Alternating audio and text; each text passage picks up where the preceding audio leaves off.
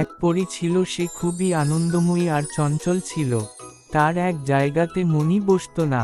সে খুবই জেদি ছিল, যা সে চাইতো তা সে করেই ছাড়ত। সে একদিন পরীলোকে তার বাবা মাকে বলল, আমি মানব লোকে যেতে চাই, সেখানের পরিবেশ দেখতে চাই। আমি ওপর থেকে দেখি আমার খুব ভালো লাগে, আমি সেখানে যেতে চাই। তুমি বোঝো না কেন? সব জায়গা সবার জন্য নয়। মানব লোক আমাদের জন্য নিরাপদ নয়, এটা তুমি জানো না। হ্যাঁ, আমাদের জন্য নিরাপদ নয়। না, আমি যাবই। এই বলে সে চলে গেল।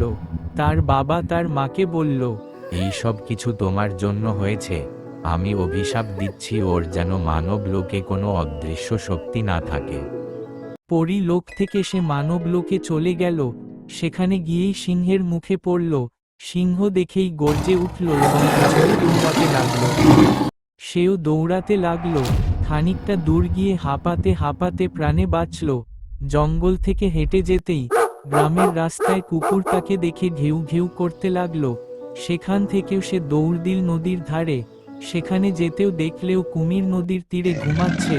সেও দেখে তাড়া করল। ওখান থেকেও পরী দৌড় দিল। এবার একটা ফাঁকা জায়গায় এলো।